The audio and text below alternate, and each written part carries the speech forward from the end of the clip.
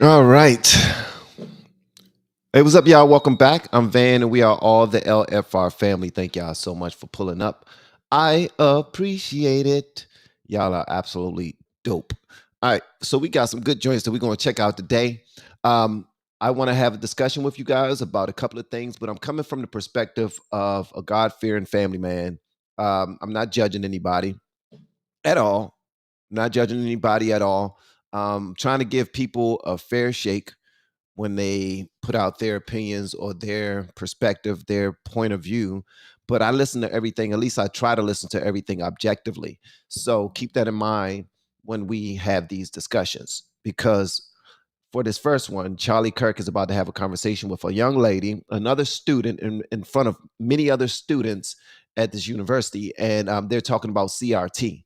Now, we got to keep in mind that a lot of these students get their information from the news they watch, and the news they watch usually comes from the news their parents watch. So try not to be too harsh on these individuals. Much love to you all. Please feel free to hit the like button for me. That would be absolutely amazing. And also share this if you like. If you like. All right, cool. Let's go ahead and check this out. There you go. So let me ask you a question. So in the CRT literature, what do they think of white people or whiteness? Who would you like me to quote? Kimberly Crenshaw. I haven't read Kimberly Crenshaw. She says that whiteness is a cancer or a toxin on our society. The concept of whiteness, the racial concept of whiteness. Okay, so what is whiteness? What is whiteness? Yeah, define it. As Kimberly Crenshaw would probably say, the sort of construction of privilege that comes with being white in this country. Right. So what privilege do you and I as white people have that black people don't have? Yeah, great question. What privilege does white people have? What privilege do white people have that black people don't have? That's the question. All right. She's about to answer this based off of her own perspective, but you got to understand too that she's coming from the mind of a young person, the mind of a young white young lady, and being a liberal. When you're a liberal, you're taught to defend a side that can't defend themselves. And I don't know why, because everyone can defend themselves, but this is ridiculous. So give her some grace. Give her some grace, guys. All right, let's go. Applications that are blindly judged, white-sounding names are often given the job more, they're paid more. Not true. In fact, it's the opposite. There's black privilege right now. It's called affirmative action, where underqualified blacks are taking Asians and white people's places in universities across the country. True or false? Sure, true. Okay, so yeah, there's black privilege, not white privilege in this country. I actually don't think affirmative action is how we address education inequality. Okay, well, that affirmative action is still largely supported by the CRT regime. Hey, Lisa Marie, what's going on, Phantom Revels? How you doing? Let's get back to CRT, to the essence of it. Sure. CRT believes in one manifestation of its ideology is black-only dormitories. So white people are not allowed.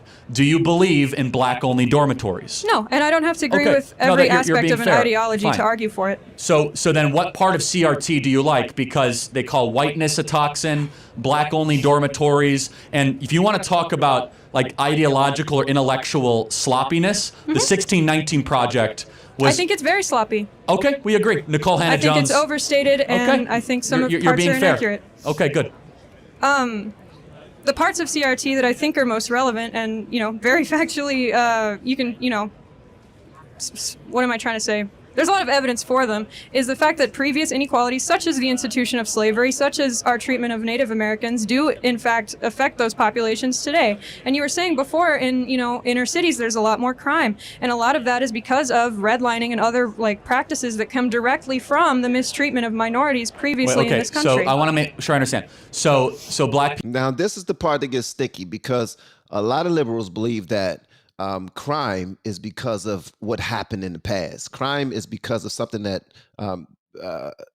all of the things that happened to black Americans, black people, from slavery to, Jim Crow laws and all this other stuff. And they're talking about today's crime, which is complete bull, sugar, honey, iced tea. I'll explain in a moment, but this young lady is coming from the perspective of a young person, right? So she's still intelligent, but she hasn't lived and she only believes what she's heard so far. She hasn't looked more into it. So give her some time, give her some grace.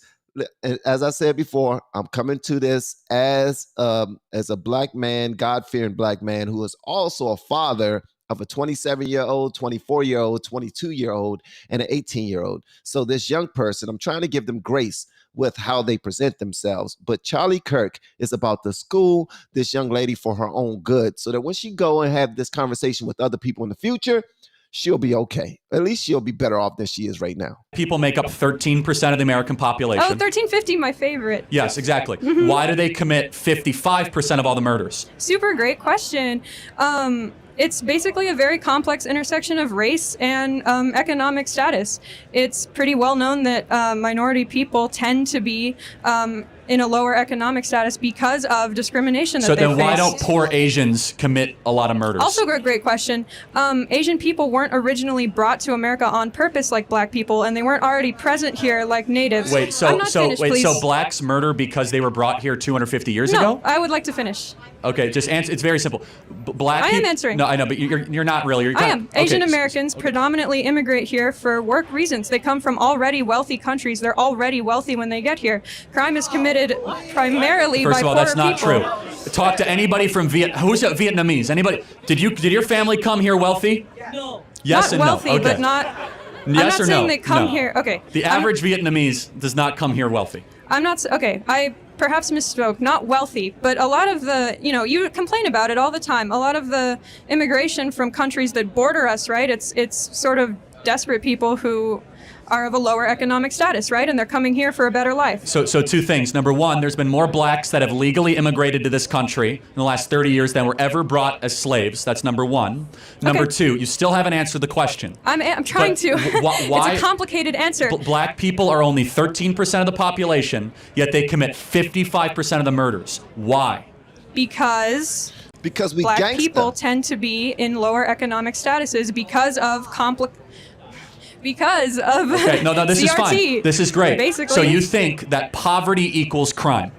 I think that it's highly correlated, and there's a lot of studies This is where on we that. disagree. What an insult to the working poor So of this why country. do you think black people commit more Well, crime, first Charlie of all, Kirk? so how? Let me ask you a question as No, my answer it. Go on. What percentage of blacks have a father around when they're raised? I'm not sure. 20%. So that's why you 80% of think it is. blacks do not have a stable father around. It is the most predictable way to end up in prison, end up as a murderer or a criminal. And why It's do not a you think that's racism a problem? It's not a white supremacy problem. It's a fact that black fathers impregnate women and they don't stay around with the women And that they have why- impregnated. Charlie Kirk, do you think that Is- that happens more in the black community compared to others? It's threefold. Number one, we subsidize single motherhood. Number two, it's culture. It's accepted in the black community, and it so shouldn't it's be. culture. Okay. Yes, it's culture, and the young lady is saying it like, "Oh, it's culture. It's culture." Yeah, it is. It's actually culture. We are the only group of individuals, and I'm talking about black people, and I love black people. I love black culture. I'm from black culture. I still listen to some of that music that a lot of y'all don't listen to. That's just who I am. I still get something from it. Not sure why, but I'm able to separate the two. So I grew up in this culture and I listen to this music, and we are the only group of people who brag about killing, brag about how we are, how we have all these girls and how we have all this money and how we're getting it the wrong way, how we're selling drugs to our own community and how we stay outside on the block and all this other stuff, because that gives us stripes. That gives us people support that. People celebrate that. The person that can talk their sugar honey iced tea the best with more bravado than the other person and be able to get, and girls actually like this. Do you understand me? Women, did you know that being a thug is a type? Women like thugs. They like men who they claim that they like a man that look like they can protect them and take care of them. But a regular man will be able to do that. A man that walks around in a button up, a man that goes to work every day, dressed up and want to present himself and his family the proper way, he can also protect his family. How do I know? Because I am that. I am that.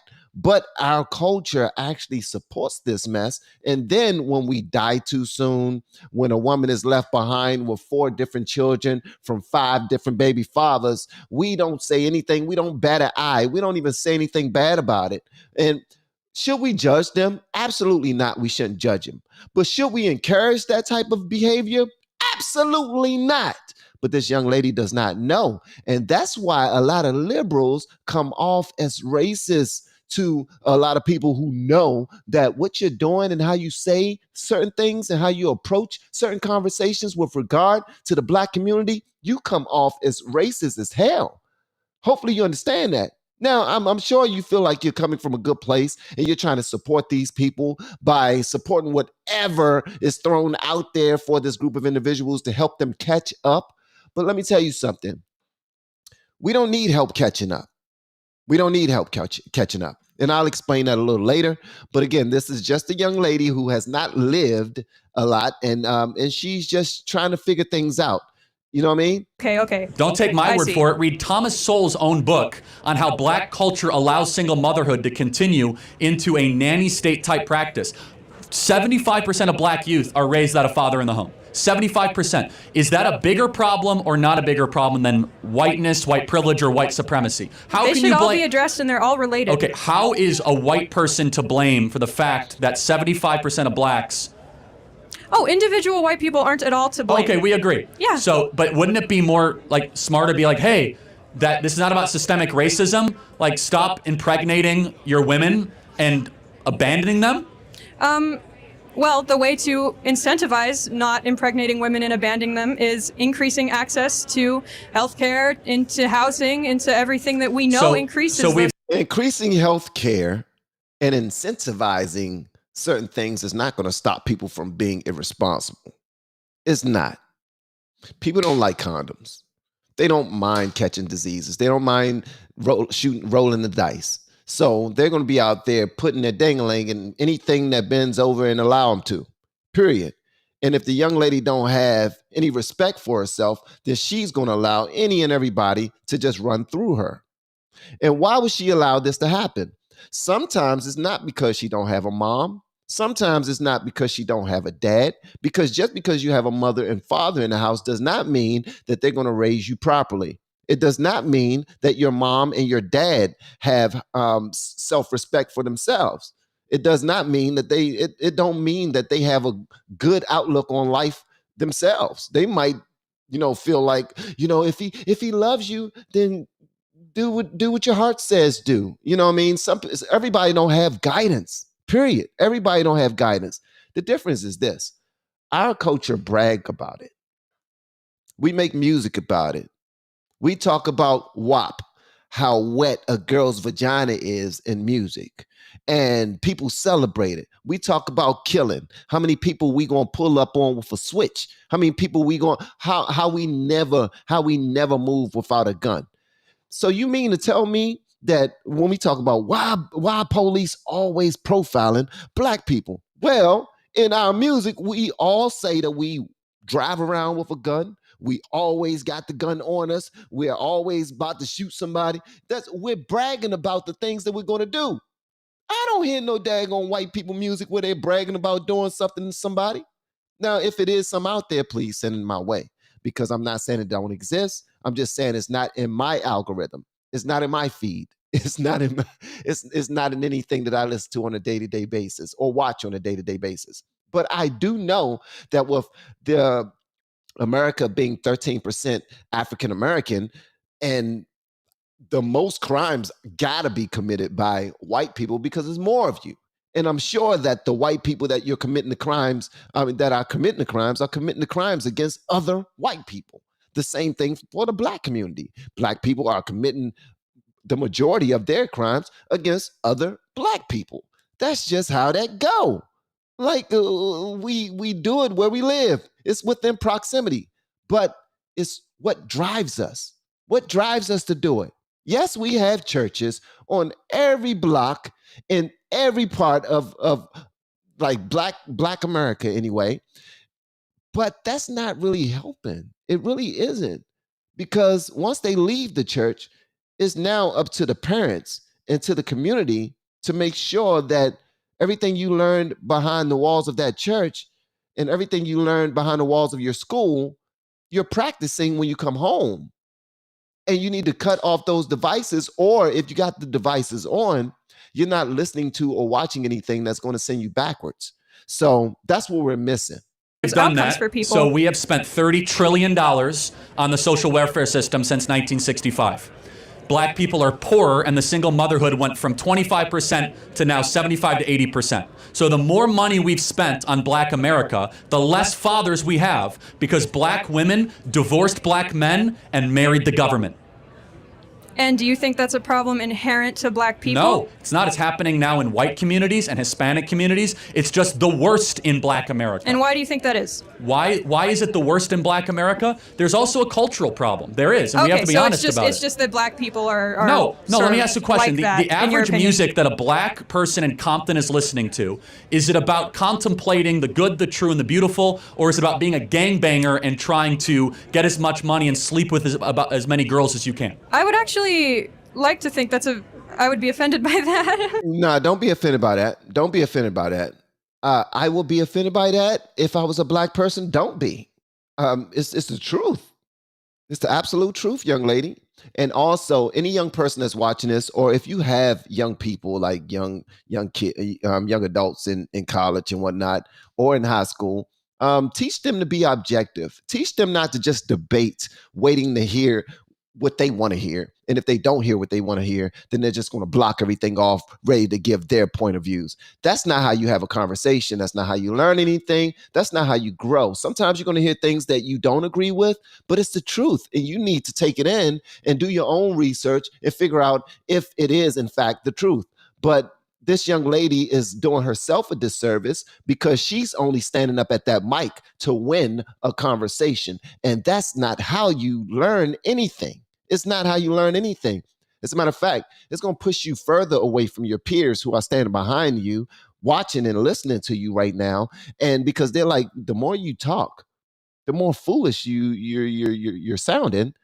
And we thought you were smart, and we thought you was going to be a good representation for us. But now we're hoping that you just shut the hell up. Do you think the average Black kid in Compton is listening to Beethoven or some sort of gangster rap music that glorifies gangster culture? Silly question. Rap wasn't created to glorify gangster culture. So even though there is rap, I'm sure that's doing that. You're dodging the question because... Okay, I'm sure they're listening to rap. Okay. So you think rap music makes them leave their mom? Do you think the cultural expectation in Black America is that you stay with the woman that you impregnate? Within Black communities? I can't speak on that. Yeah, speak on it, because you're speaking on a lot of other things within Black communities. Why not speak on that? Why not speak on that? R&B, I grew up listening to R&B and hip hop. I fell in love with R&B because all they talked about was love. All they talked about was how amazing it was to find that one person and give your all to that one person and want to give them the world and willing to do it. That's when it was cool for a man to say that he would cry for a woman. He would die for a woman. He would protect a woman. That used to be cool back in the day. Try listening to a song about that today. It ain't happening. And if it is, please send it my way. And I'm talking about R&B specifically. But hip hop don't teach that. Yeah.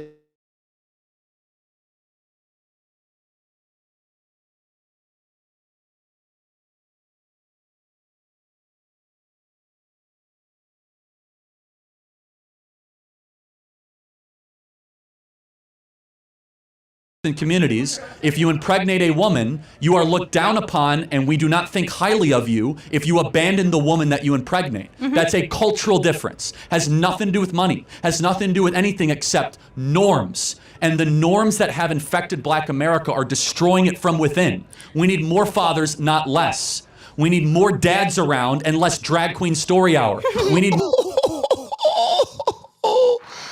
Charlie Kirk is giving her the business. Charlie Kirk is giving her the business, but unfortunately for her, you can tell by the face that she's making right here, she's not picking up any of it. It's falling on deaf ears. It's like when a mother who cares about her kids are talking to them about something that could really help them out and save their lives, they're just looking at you like, whatever, you don't know, the world has changed. I know more than you. You're so old and things aren't the same as they used to be. Blah, blah, blah, blah, blah. Look at her face. She's not picking up what he's saying. And he is putting some science down, bro. Some science.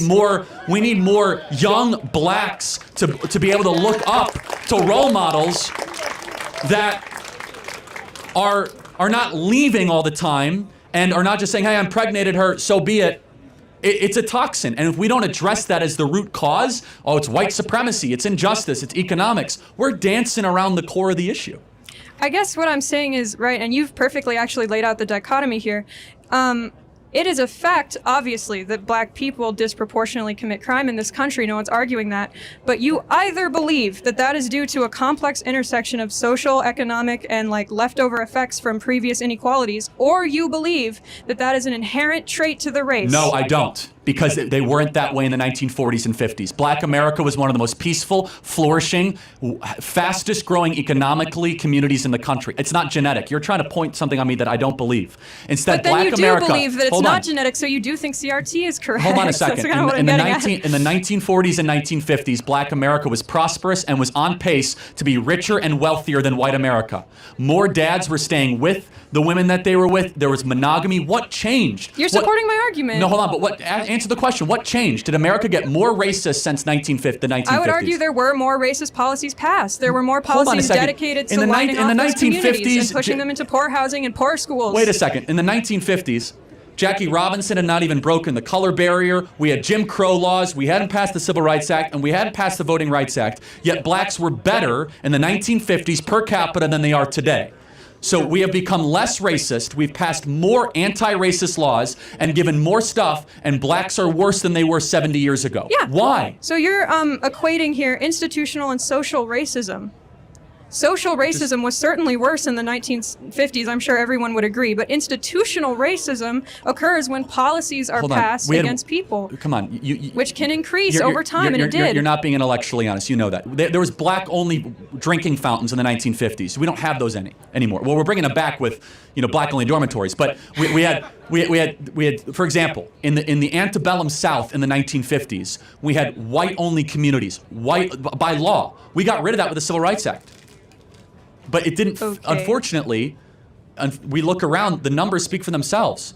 Black youth are less likely to have fathers. They're not doing as well as far as economically. They commit more crime. So something changed. And our argument is what changed is three things. Number one, the imposition of the Great Society Project by Lyndon Baines Johnson of spending $30 trillion since 1960s on Section 8 housing, on welfare, on all sorts, where, as I said, that young black women married the government and they divorced young black men. And then we also have had, as Thomas Sowell and as Clarence Thomas would say, the soft bigotry of low expectations. And we have been afraid to get to the root of the issue or even speak about it because we don't want to be called a racist. Now, for some strange reason, a lot of black individuals do not like Thomas Sowell. The soft bigotry of low expectations. I want y'all to really think about that. I was introduced to Thomas Sowell through YouTube 2 years ago, a little less than 2 years ago, when I was starting my journey of trying to at least listening to arguments other than what I was brought up on. I was listening to objectively. I wasn't listening to him ready to argue. I was listening to him ready to understand. And if I didn't agree, I would say I didn't agree, but at least I would go and look around, do some research, and say whether or not what you're saying or what you're introducing to me is real or it's false. That's it. That's it. But Thomas Sowell is the man, bro. I went to the dealership to take my wife's car to be serviced, and I was there with my Thomas Sowell shirt on because people have been sending me Thomas Sowell shirts. People have been sending me Thomas Sowell books. I got like 4 Thomas Sowell books. It's crazy. Shout out to all of you. Also, anybody that's in the live stream right now, please do me a favor. Your only price of admission is to hit that like button. Okay? And also, anybody that want to grow on YouTube, please reach out to me with the word coach. And this is how you reach out to me by, is my email that you reach out to me on. And we're going to get back to this in a second. But reach out to me with the word coach. People who are in my coaching group, I meet with them daily at 11:30. So I got to hurry up with this live stream. I meet with them daily at 11:30 a.m. EST for 2 hours. And we make sure that they get to where they're trying to go. And the majority of people who are inside of my coaching group, they reach monetization within 30 days. And that's not, I'm not bragging or anything. It's just over the years of doing YouTube, I've learned a ton. And all I'm doing right now is brain dumping. I'm just dumping into other people who want to learn what I've learned over the years. That's it. That's it. All right. So if you want to learn anything about YouTube, reach out to me with the word coach so you can have an up close and personal experience and reach your goals very quickly. We actually have one person who is inside of our coaching group right now who, after 4 months of working with me, are now at like 135,000 subscribers. All right. It's crazy. And not everybody will reach those numbers. Everybody don't have the same work ethic. Everybody don't know about technology the same. Everybody don't work as fast. Everybody don't have the same home life. You know what I mean? Some people have children, small kids, or very demanding lives. But what I'm saying to you is I've been doing this for a while and I'm helping people do this. Now, it's going to be amazing. All right, let's get back to this. So what is imposing those low expectations? Part of it is like white academic culture. I'll give you an example. I'm not saying you believe this, but Merrick Garland, the Attorney General of the United States, has come out and said having an ID to vote is racist. That is code for saying black people are too dumb to get a voter ID. You're doing it again. You're simplifying a very nuanced, complex argument from the real people who are making it. Is voter ID racist? Obviously not, Charlie. Okay, all right. Do you want to know where the argument comes from? I can eloquently tell you. Eloquently tell me why voter ID is racist or whatever. Certain policies in southern states were proposed that would, like, I think the quote from the person who decided the case was, with surgical precision, target the times where black people were voting and make it like illegal or harder for them to get that to come at that time. And then they were targeting the type of ID that black voters had and making that specific type of ID illegal. That is racist. Perfectly fair. How does that impact today, saying that every citizen, if you need an ID to vote, just that aside, why is it racist? Because we have to have, obviously humans are making those decisions, right? And so if there is still institutional racism and people in power that are racist, we can't trust those institutions to make those decisions without discriminating against people. What institutional racism do we have in this country right now? What you just named it. What? 1350. Oh, well, I mean, affirmative action needs to happen because there is not that many minorities in these higher educations. Or higher education institutions. Okay, so you're being clear, which is then you lower standards. No. Affirmative action always does. Affirmative action lowers standards by definition. I'm saying why affirmative action was introduced. I'm not arguing for it. Were you asking me why it was introduced, or? No, I'm saying you agree that's why it was introduced. Well, I agree why it was. I don't think it ever should have been, but yes. Right, but there is institutional inequality, yes? Well, I wouldn't even use the word inequality. I mean, I don't love looking at it that way, but of course, white people generally are richer than black people in this country. Richer and more represented in politics and schools, yes? Somewhat yes and no. Why do you think that is, Charlie? Well, hold on a second. Let's ask the question here. Hold on. Well, before they even finish this conversation, I just want to say this, and there's only a little bit more to this conversation because obviously the young lady is just listening to respond. Now, affirmative action had its reason for being created. We all know that this country was built off of some BS. We already know what happened. We know the history of, well, a lot of y'all don't know completely. There's a lot of stuff that happened in the past. But in 2024, if you're still the person that's blaming your woes, blaming your people's woes on the past, then you are losing. You are losing. And hopefully you aren't teaching your children to do the same. Because what we want to do is, first, we want to recognize that we are all blessed by the best. All right. To God be the glory. We are blessed by the best. We need to make sure that we count our blessings one by one and not look at what held us back. So much stuff holds us back. Your sex could hold you back. Your race could hold you back. Your mental aptitude can hold you back. It's so many things, but we should only focus on the task in front of us. All right, that's what we need to focus on. If we can do it, then we can do it. If we can't, then we can learn how to do it if we really want it. Period. But if I told you my story, where I'm sitting right now and what my life looked like right now makes absolutely no sense whatsoever. And I'm talking about in the good way, because I made a decision. I made a decision to not live a certain type of way. And because of R&B, I'm gonna keep it a buck with you. Because of R&B, when I got my wife pregnant at the age of 18, I dropped out of college and said, I'm going to get a job. I'm going to make sure I take care of this lady forever. And I'm going to take care of my family forever. That was a decision I made. And I was still the same youngin' from Southeast DC with the mentality that I can do whatever I want to do, say whatever I want to say, be as aggressive as I want to be, and nothing will come to it. As a matter of fact, if I get shot, if I go to jail, who cares? It's going to happen anyway because I'm black. That's a horrible way to think.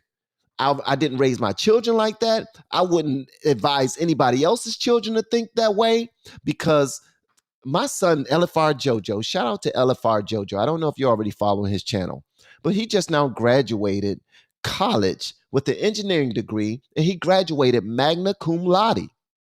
That's when you graduate with a 3.5 or above. All right. And he was at a 3.74, so he barely missed that summa cum laude.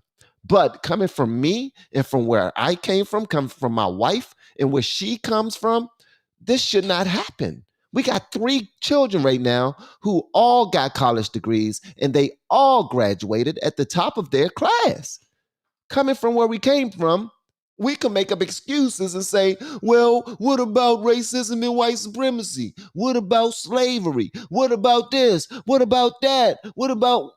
We didn't do the whatabouts. We saw that we had people to look after. We saw that our decision making, being young people, our decision making probably wasn't the brightest, but we didn't blame anybody else, nor did we look for the government to raise our children. I'll be damned if the government are going to raise my children. I was the one that made them. I'm going to be the one to take care of them, period. And so will my wife. So we came together as everyone should, but unfortunately, what Charlie Kirk is saying right now is absolutely correct. Our culture, although we do support love, we support Black love, we do. But then at the same time, we're shaking our tails to the nastiest, most debaucherous music that is training these children to not have any rules, to care less about any laws, and care less about self-respect. It ain't about self-respect no more. It's about showing as much of your skin as you can possibly show, giving up the goods as fast as possible, and taking whatever you want by any means necessary, even if it means leaving somebody else's kid dead on the street because I want his shoes, I want his coat, I want this, I want that, I want his girl. Like, it's the dumbest stuff in the world. You got people right now who was once stupid kids who are now stupid adults walking up to individuals who have cars and trying to take their car at gunpoint simply because they don't have what it takes to get out there in the real world, make the money themselves, and buy the vehicle themselves. And our culture support that. Did y'all know? I'm about to tell y'all something that y'all probably don't even know. Did y'all know that there's a subgenre of hip hop right now that's called free car music? There's a subgenre of hip hop called free car music. That means when you steal somebody's car or you take somebody's car by gunpoint, you cut that music on with all your friends in the car and you listen to it. You driving and you chilling and you going to the chop shop, or you going to wherever you're going, or you're going to commit more crimes in your stolen car while playing free car music. So yes, our culture is training these children to do dumb stuff. And then the Democrats, they double speak because they will have those same rappers who are promoting this stuff, the sexuality, the over sexuality of these children. They try to promote these youngers to be gangsters. The White House are having them at the White House to tell everybody to vote for Biden. They got Sexy Red there. They got every single rapper that you can think of. Oh, come here, so that all of your followers, all of your supporters can believe that we are the correct political side. Vote your interests, vote your values. These children, oh my God, they need some help. Presented how? So, I mean, look at Congressman. So, no, hold on a second. Are white people represented fairly in the National Basketball Association? Who cares? What political Hold on, power I does thought the we're all national about fair representation. Listen. I think that it should, by law, half of the NBA should be white. Great, fine. and the product would suck. Love it. He said by law, half of the NBA should be white. Hey, I want to say thank you so much for the super chat. Whiskey Tango Foxtrot. WTF. What's going on, WTF? How you doing? Thank you so much for the super chat. I appreciate it, brother. Before it, because blacks are much better at basketball than we whites are. What political power does the NBA have? A lot, actually. The NBA reaches millions of people every day. They have slogans that people internalize. In fact, if the NBA had no political power, why would they have to wear Black Lives Matter on all their jerseys? Why would why would politicians try to get their endorsements all the time? The NBA is more powerful than Congress in some ways of shaping the minds. It's your turn to be academically dishonest. Hold on a second. Sure. No. But if you want fair representation, just to be clear, then why would you not be against whites, by law, being half of the National Basketball Association? Right now, black people make up 88% of the NBA. Let me tell you something. I have to say this. Shout out to Joker. All right. Shout out to the Joker, who plays for Denver Nuggets. He's the center. He just now got the MVP of all of NBA, and he's white. Big white boy. And he actually enjoy horses more than he do the NBA. So what Charlie Kirk is saying, there's some truth to it, but there's also some falsehoods to it, because when you look at college basketball, when you look at professional basketball, when you look at any sport, there's a mixture. There's a fair mixture of races and cultures.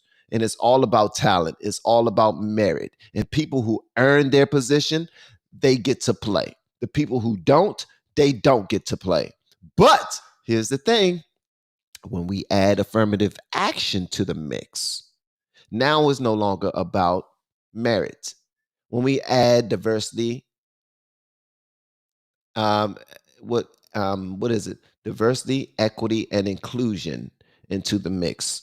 Not saying that it's not a good thing, guys. Listen, it's some people out there who benefit from DEI. It's some people out there who benefit from many things that were put into place because of how this country was built. And I'm not against it. As a matter of fact, I'm not even totally against reparations. I just think that the white people on the left, white liberals, should pay reparations to black people. That's what I think. Since they are so much for it, then yeah, won't you go ahead and put your money in the pot? It should come directly from you. It should not come from the government. Why? Because our country are already in arrears. We're already in arrears. If we start to pull money or create money or print money to start giving to people, then our dollar, as we know it today, will be pretty much 50 cents tomorrow or 25 cents the next day, because that's where we're headed. Our dollar is diminishing by the day simply because people have no respect for what this country has built, and we have no respect for our future. And we're just doing whatever we can to pander to a group so that we can get certain supports. And that's what Biden is doing. That's what the Democrats are doing all the time. And to keep it a buck, the Republicans, y'all do it too. Y'all do it too. I've seen Fox News do it often. I've seen when they was talking about, oh, these new shoes that Trump is putting out, it should grab more black people because black people love shoes. That's like the dumbest thing in the world. You are just as ignorant as this young lady for saying something like that. All right? Let's just call a thing a thing. We are all different. We're all different. Why do we continue to compare one another? Why do we compare one another?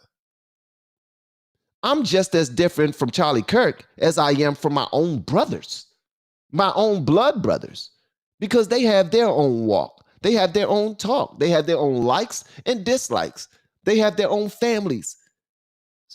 It's the same thing. We all need to run our own race, but we need each other. And as much as we're comparing one another to each other, trying to figure out who's less than, who makes more, who has the most opportunities, blah, blah, blah, blah, blah, we get further and further behind. We're wasting time as a team. If I used to coach basketball, right? If my basketball, if the hour and a half to 2 hours that I had with them youngins was spent debating about who's faster and who's taller, who's bigger, and who's stronger, who don't have the same opportunity to play and get on the floor, we will waste so much time that we won't have any chance of working on what it takes to be a better team or to be better individuals. And you hearing what I'm saying? I know I'm all over the place. Sometimes that happens. I do want to say thank you so much for the super chat to ATP. I really appreciate it. You're absolutely dope. As y'all see us at LFR, I appreciate your rationality in these streams. Thank you. I appreciate you appreciating my rationality in these streams. I just come to y'all as me. You know what I mean? As me. Okay. And I got so much love for everybody who watched these streams. Thank you. Do it, great. Who cares? No, I don't care. but- I'm saying, Okay. right, so here's my point. All right, fine. I have a shot, everybody. Please listen. I could play for the Lakers. I hope, do it, Charlie. I'll come to your games. I'll do it. The point is this, is that merit should triumph over all of it. Which is awesome. Okay, so merit should triumph. We agree. Okay. Okay, Charlie, do you think black people are not as smart or competent as Absolutely white not. people? No. Perfect. So they should, in theory, then be equally represented in positions of hold power. on. So have you ever read Discrimination and Disparities by Thomas Sowell? Do you only read Thomas Sowell? You've quoted him like 3 times. I haven't read that. No, I read a lot more than Thomas Sowell, but I'm happy to. Thomas Sowell's the only intellectual with the courage to go after like these core issues of why Black America has fallen behind and why no one actually has studied it. So let's just give a great example. When you don't have a father in the home, the amount of words that a child hears goes down by 60 to 70%. The amount of words that a child, I don't know if you're a mother or not, or plan to be. Okay. No, just it's an important point. The amount. Wow, I never looked at it that way. When you don't have a father in the home, you're not being taught as much, and from the perspective of a man, nearly as much. And the amount of words will go down. Like you're not having these conversations. Wow. It's so simple. It's so simple. Okay, let's get back to Charlie. He's schooling this young lady, man. The amount of words that an 18-month-old hears is highly predictive of IQ, verbal development. Okay, so that's simple. When you don't have a dad in the home, the mom is overwhelmed and there's just less interaction with the child. That's all fine. Okay, so we agree. I'm just saying that's not because of racism. That's true. No, Obviously, that's I'm not fine. saying that's good. No, she. I know what you meant. But you have a father in the home. All of a sudden, they hear thousands of more words a day, and they're like way further ahead of a single mother raising a child. That's not racism. Okay, so dads are good. Yes, great. Okay. My question to Don't just write it off like that. Dads are good. Okay, great. No, young lady, and I love her for her spirit. I'm just going to let y'all know this. I don't look at this young girl as stupid. Yes, with regard to certain things, she absolutely is. But aren't we all? Aren't we all? We really are. Like, if you look at it, there's so many things that we don't know a lot about, period. But are you willing to learn? Maybe, maybe not. But she needs to listen more than she talk. As the old school people used to say, that's why the Lord bless you with 2 ears and 1 mouth, so you can listen twice as much as you talk. And that's what she needs to do. She's just waiting to talk. She knows how smart she is. She knows she has a dad in the home. She knows why dads are important. She get that. But the Black community also need to know that as well. And we are teaching this in the Black community. Don't get it twisted. It's just that we double speak. We're teaching about how great it is to have a dad in the home, but at the same time, we're also encouraging this trash ass culture that we have that promotes anything. It promotes anything. Anything. You hear me? All right. I'm not going to get into my bag right now. I'm going to go ahead and let this finish. Saying dads actually answer most of the questions that you might have about why Black America is falling behind. Okay, but because their dads don't stay around, and I'm that's trying bad. to sort of get to you to reconcile your own beliefs. And if that's true, which is fine, that's true. We can say that's true. You either believe that has social and economic causes, or you believe that, oh, Black culture's just worse. No, and there I isn't think another that thing to think. No, I was very clear.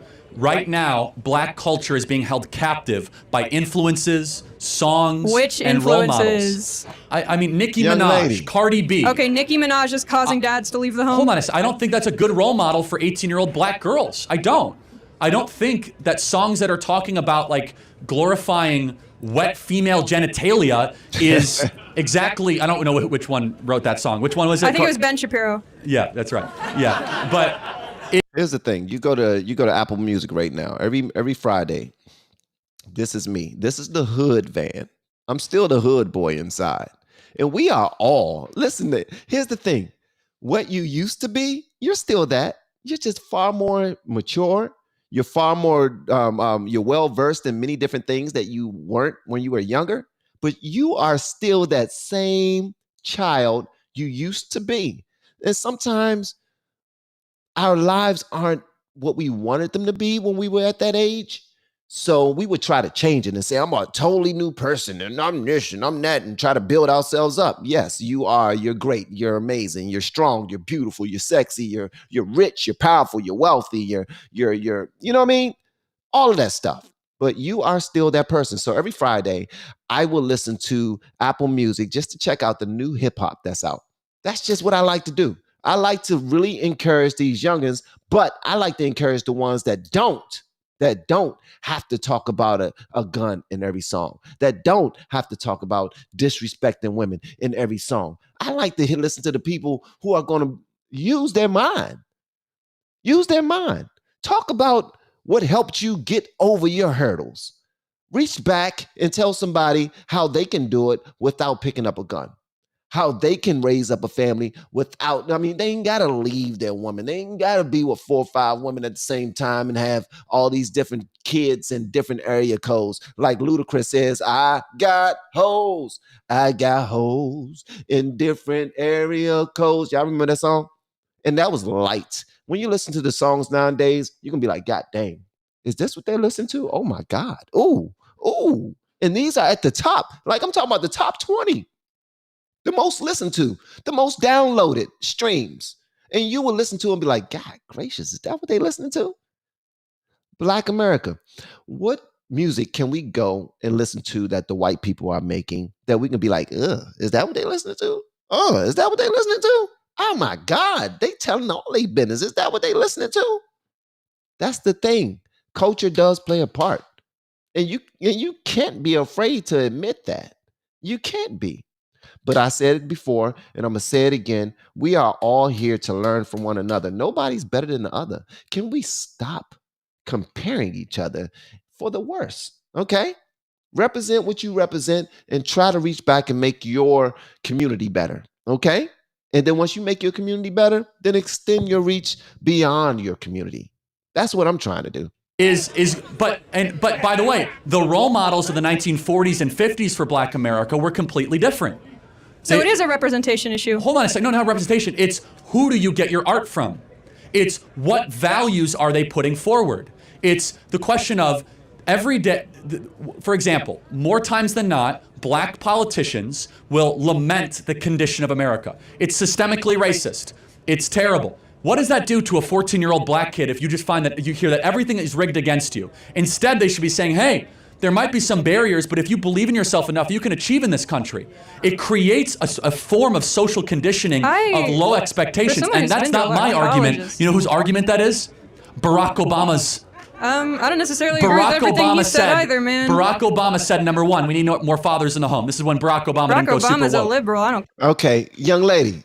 See, here's the thing. Here's what I'm hearing right now.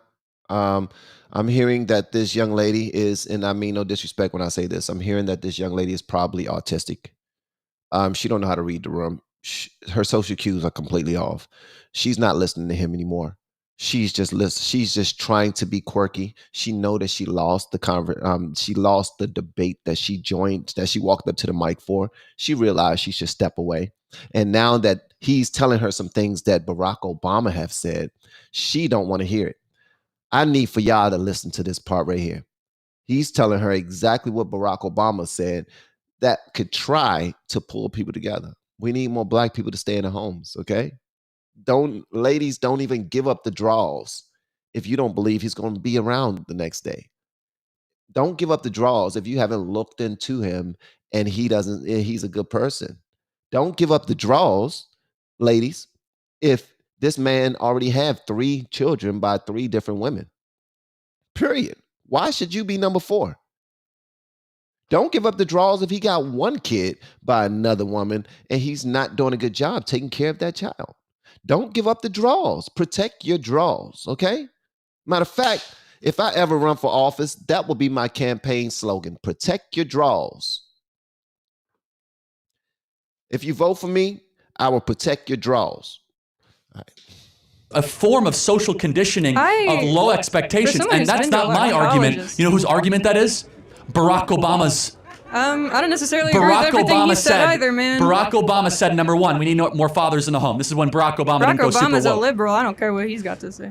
Okay, but Barack Obama, then secondly, he said that we can't keep telling our black youth that you can't succeed in this country. Anybody can succeed in this country. And Obama was right when he said that. That's right. Obama was correct when he said that we need to change the story we're telling black America. Which is fine. I've never heard any teacher look at a black person and say, oh, you can't succeed because of racism. Hold on a second. But what is the embedded message of all the propaganda saying it's systemically racist, you're going to run into racist employers, that they're going to discriminate against you? It creates this heaviness of why even try? By the time college students get to college, they've experienced all that. They don't need to be told.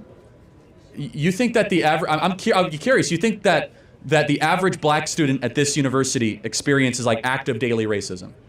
I'd be curious. I'd have to ask. Nah, no, don't have to ask. You're at the mic right now representing black people, so go ahead, speak. Speak, young lady. Be truthful. You can ask him to raise their hands. I don't know. Maybe it's true. Maybe it's as bad as it was in the antebellum South. So. I'm not saying that, obviously. Okay. I did say social racism improved. I'm saying institutional racism is still present, and that's what's causing lower outcomes for minority communities. Okay, I'm gonna let you know this. Some of y'all are gonna be pissed off at me, okay? But that's cool. I'm used to it. Institutional racism does exist. It does. Whenever you build something, it's within the fabric of the thing that you built. It is what it is. But can that hold people back? No, it can't. Stop bringing that up. Who gives a flying? Who cares? Who cares? I'm gonna let you know this right now. I don't care if you're racist. Be racist all you want.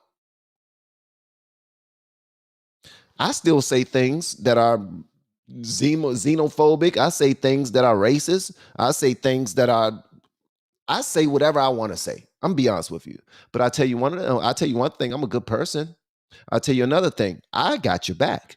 If something was to happen to you in front of me, I'm going to help you. I don't care if you're white. I don't care if you're Asian, black. I don't care if you're a lady. I'm going to help you. I don't care if you got on a Biden t-shirt. I don't care if you got on a MAGA hat. I'm going to help you. Why? Because I'm a good person. Why? Because we were all made by God. We are brothers and sisters. And the more we walk away from that, the worse off we become. When are y'all going to realize that? Please understand, we are brothers and sisters. We all bleed the same. And we also need to understand this too. These politicians, most of them, they're just trying to win. They're trying to win. Sometimes they do some good things for us. Sometimes they do some bad things for us. But most times it's not about us. It really isn't. Like this politics thing is really heavy. We really need to stick together. Whether we're liberals or we're conservative, we need to stick together, man. And when it's time to fight, we can fight. But can we fight and then shake hands like we used to do back in the day?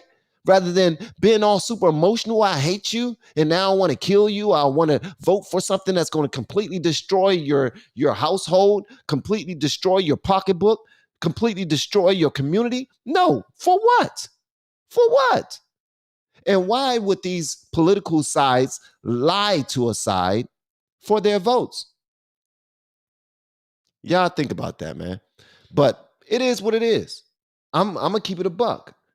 I love y'all, whether you're black, white, or other. And if you disrespect me, guess what's gonna happen? I'm still sensitive. I might disrespect you back. If you slap me, I'm gonna slap you back. You say something mean to me, I might say something mean to you back. But at the end of the day, when it's time to help each other, when it's time to love on each other, when it's time to save one another, if I'm able, if I'm capable, you best believe you got my hand. That's just how it should be. When one of these other nations are a threat to the United States, will we come together? Will we fight back? That's the question. That's the question. Because we're all in this together. We're looking out for our kids and our kids' kids. We don't want our nation to fall. We've seen time and time again where nations fail. They were at their highest and then they were done. They were done. We're at the top right now. United States is at the top. Although politicians come through every 2 years, every 4 years, new president, and they start to just get rid of policies that was working, and they want to do their own thing because of all these people that, all massaging their shoulders and trying to make them feel like they are king ding-a-ling. And then they start doing stupid things that got 15,000 people crossing the border daily. Daily. And we can care less. So, yeah, that's my 2 pennies. Y'all let me know whatever y'all want me to know in the comments below. If you have yet to hit that subscribe button, please make sure you do so on your way to our next video. And the only price for admission of this live stream is to hit the like button, guys. If you have not hit the like button, please hit the like button. And before we go to the next video, I just want to say this. I asked in the poll, if you haven't answered the poll already, please do. In the poll, it reads, hold on, let me see. In the poll, it reads, are you in a good space mentally and spiritually? And 83% of you said yes. 17% of you said no. For the ones who are not, I pray that you get there. I pray that your mental space improves. I pray that your spiritual space improve. All I'll say is this, and it helps me. Maybe you can do this on a day-to-day basis. Thank God for the good things in your life. Show some appreciation for the good things in your life. And that's the little things. I'm talking about the fact that you can breathe, the fact that your heart is beating at a regular pace. And even if you're sick and in a hospital bed, you thank God that you have another day to open your eyes and look out that window, look out that hospital window at the birds and the trees, and that you're able to just be there to allow nurses and doctors to care for you and learn more from you. Like, we don't understand what we're here for. A lot of us don't. But if you really want to know, just ask God, why are you here? On a day-to-day basis, I say, God, bless me with the wisdom to do the thing that you put me on this earth to do in a way that pleases you and serve the people that you will have me to serve.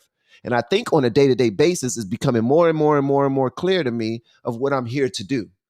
I think people who are suffering mentally and spiritually, maybe you can get into your own private space on a daily basis and just show appreciation for the good things in your life. If you have children, thank God for my kids. I don't care if they're grown and they don't even speak to me anymore.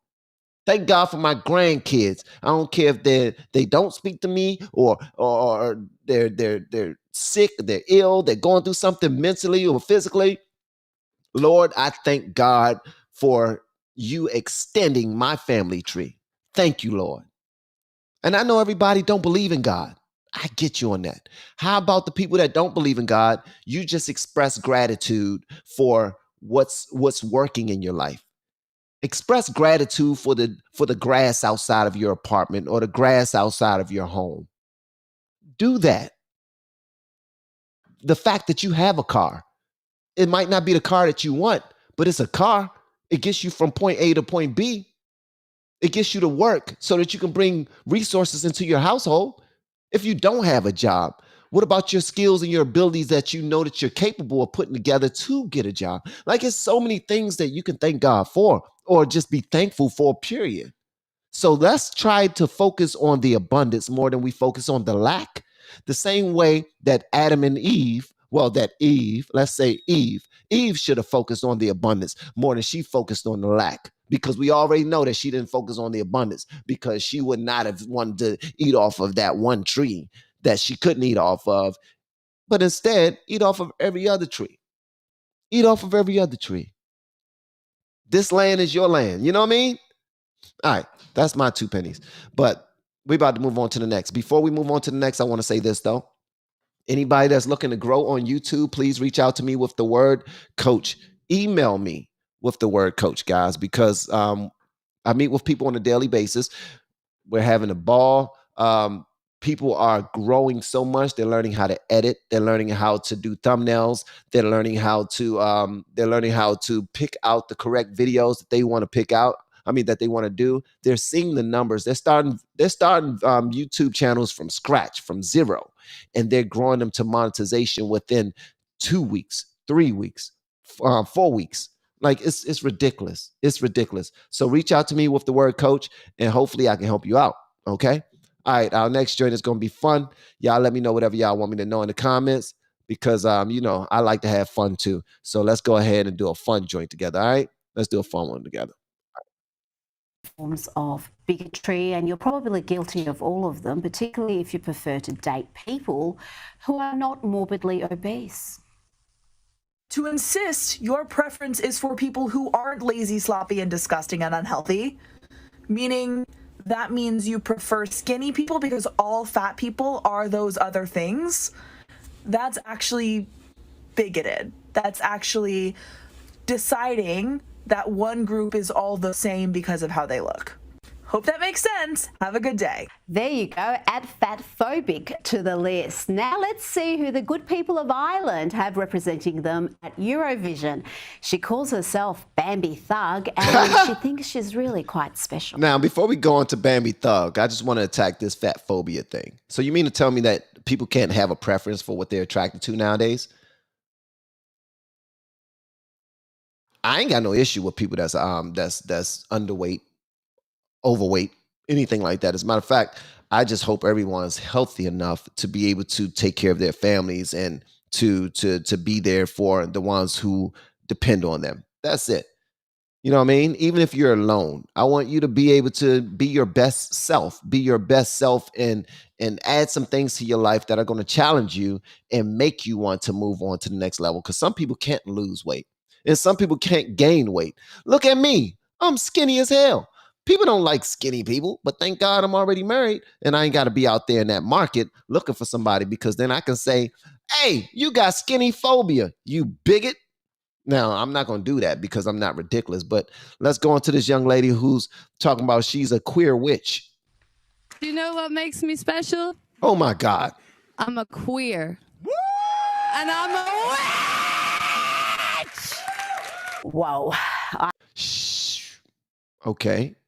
That made absolutely no sense whatsoever. Ireland, that's terrifying, but I'm intrigued. What else is Bambi Thug outspoken about other than being a non-binary witch? Well, it turns out, as well as being imbecilic, she's also a hypocrite, because she's all about boycotting Israel, but decided not to boycott this year's Eurovision over Israel's participation. Have a look.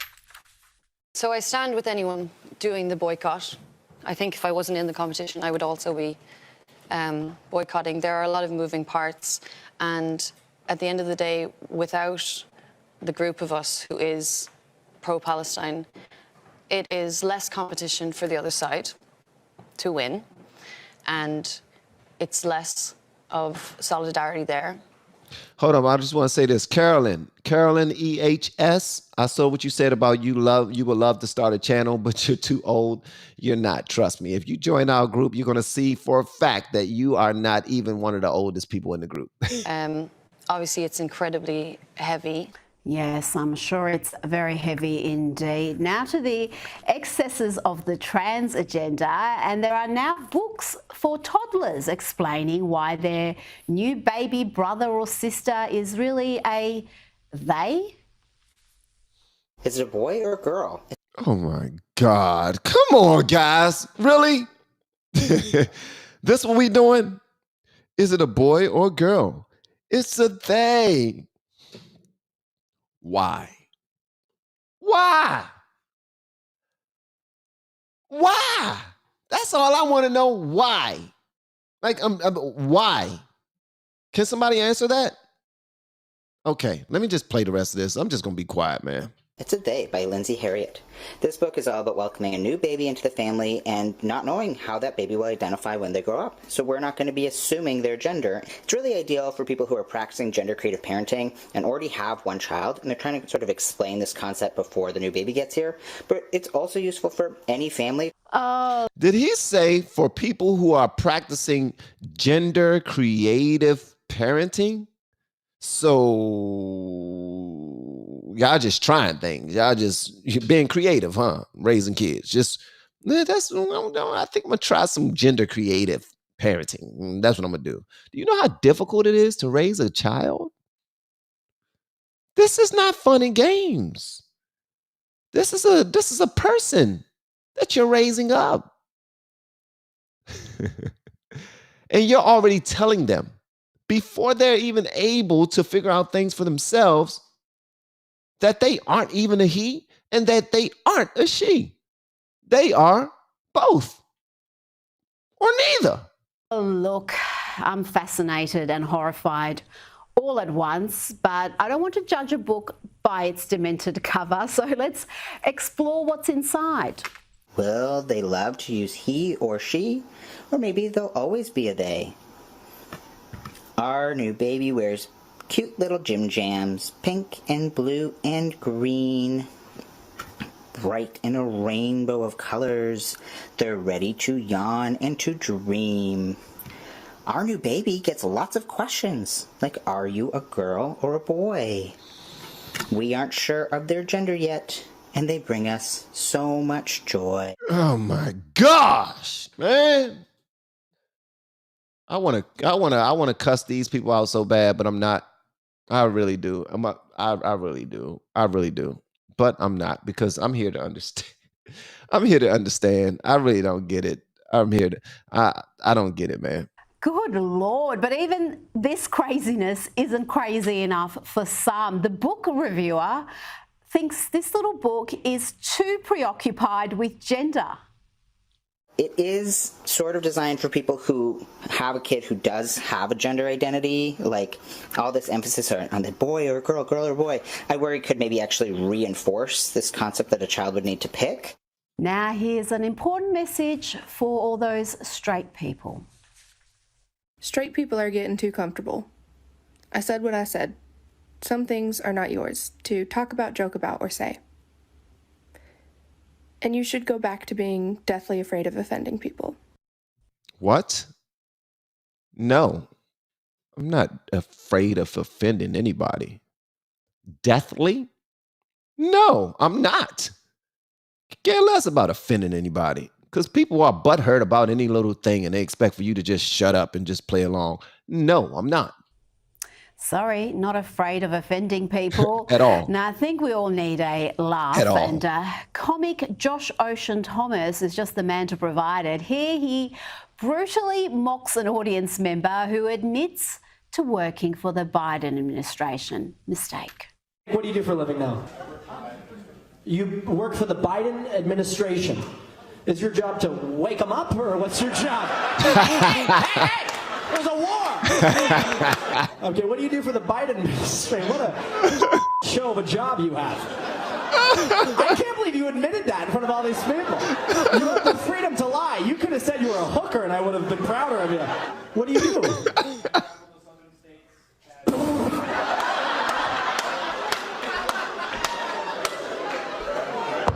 Wow.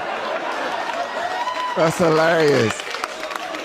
You go to the South and try to sell them on Biden? You're fucking retarded. What the are you talking about?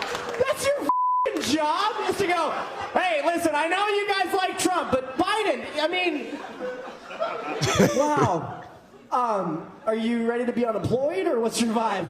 Now let's hear from a pro-Palestinian journalist, Abby Martin, who went on Piers Morgan's show and just spewed a lot of lies. To continue their ethnic cleansing of Gaza is frankly absurd, patently so considering what we've seen them do just in the last several weeks, Piers.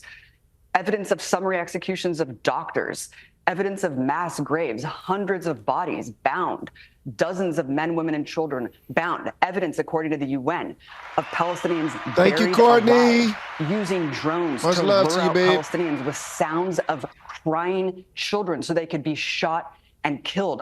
She's describing Hamas there. Now, listen to Yeah, she was. Mossab Hassan Youssef tell Abby Martin precisely what he thinks of her and her journalism.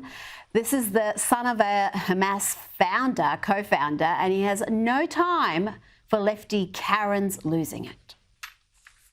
How can you be a journalist and you call this a genocide, ethnic cleansing, and she just keep repeating ethnic cleansing, genocide, colonialism, etc. None of it is real, including Palestine. It's only in your head. None of it is existential. Palestine was never born. How can you free it? It was never there. It's just a colonial entity, and some people choose to make it into a national identity. And this parrot has been just repeating Hamas propaganda. Marwan Barghouti that she's talking about him, she never met him. I knew Marwan before he got to power. He is a criminal. He killed 5 people. He has blood on his hands. He cheated on his wife. He has a secret son that he never revealed it to the public. Of course, I can criticize him, and I can criticize all the criminals that I know personally. She's been there only for a visit, and maybe she had some falafel sandwich, you know, and she really was blown away of the Palestinian experience. There is no such a thing as Palestine. It's about time to retire, find a different job. You're not a journalist. You don't qualify even to be a mother. Now, Oh. Ooh. Did y'all see? Y'all know who Ami Horowitz is? Ami Horowitz went to a pro-Palestine protest. And when he went to this protest, he had an American flag with him, and he got attacked. I'm talking about physically attacked. Everybody they was chasing him, they was pushing him, they was grabbing him, they was making sure he couldn't move, they was making sure he couldn't walk. Bruh, these people are freaking nuts, man. And I want to say also thank you so much to Carolyn, EHS. Let me tell you something, Carolyn. If you email me at van.hall at lfrfamily.com, and we sit down, we have a one-on-one, 30-minute one-on-one.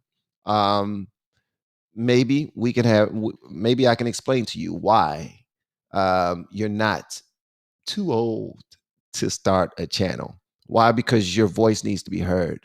There are idiotic voices all over the internet that are heard all the time, as we clearly see, with people all tatting up their faces and saying stupid stuff all the time, trying to feed our children and our grandchildren and us nonsense constantly. You can be a voice as well. I'm sure you got some good stuff in your heart to put out there to the world. Maybe I can show you how to package that. And thank you again for the super chat. I really appreciate it. let's go to some vintage Saturday Night Live when they were actually funny. Watch this superb sketch featuring a Trump impersonator and Trump himself playing the janitor. Your solid gold faucet. Send them in.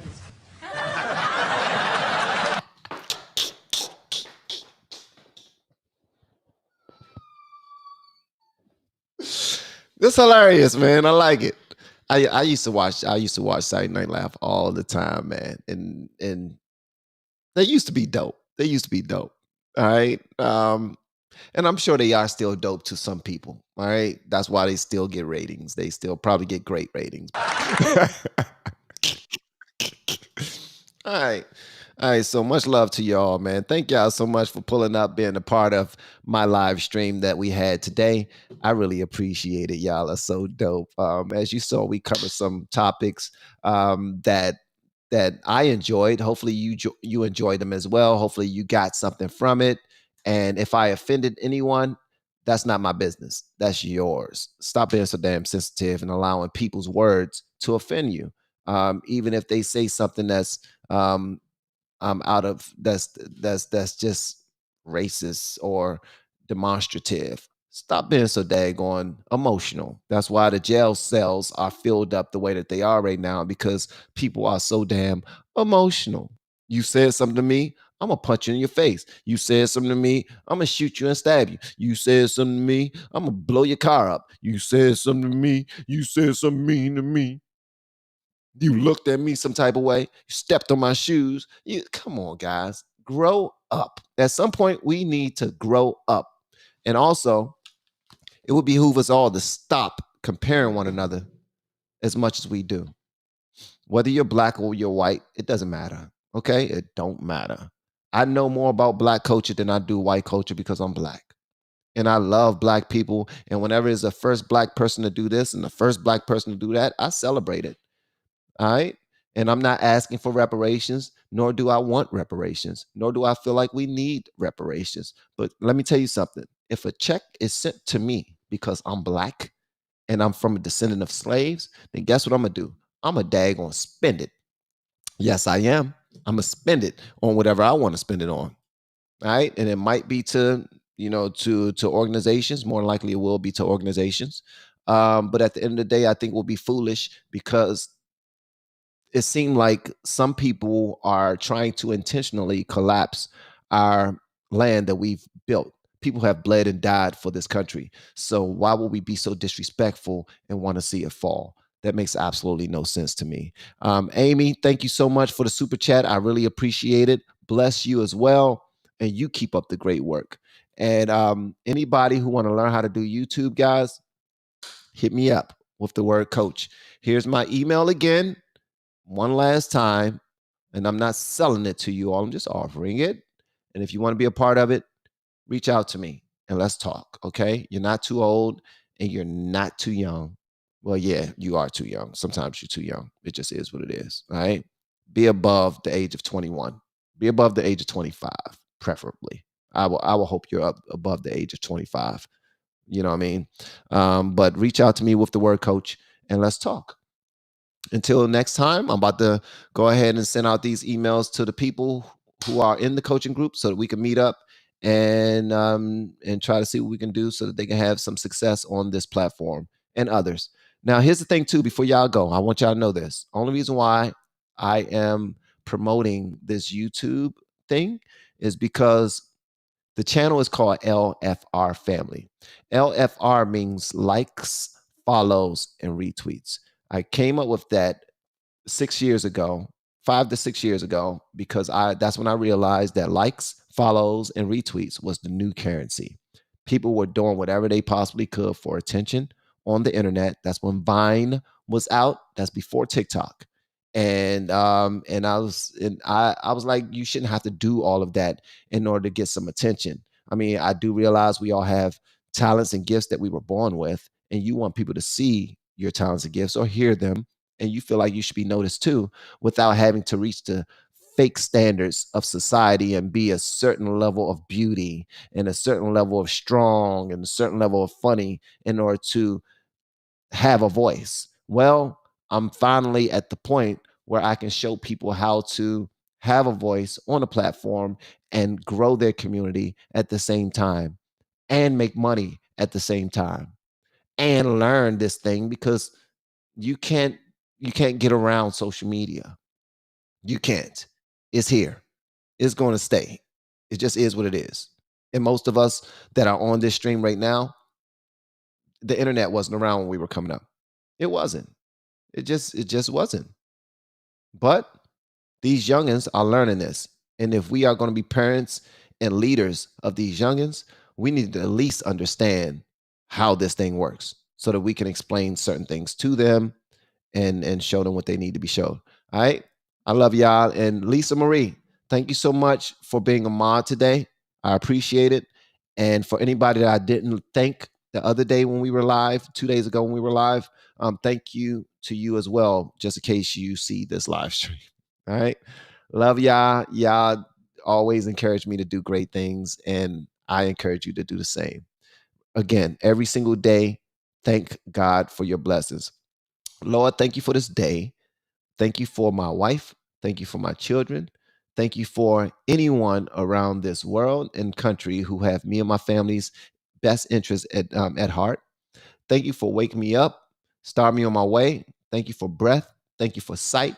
Thank you for my taste buds. Thank you for everything that you created, Lord. We ask that you continue to bless us every single day so that we can bless others, not just so we can bless ourselves. In Jesus' name we pray, amen. See y'all in the next live stream. Peace, gang.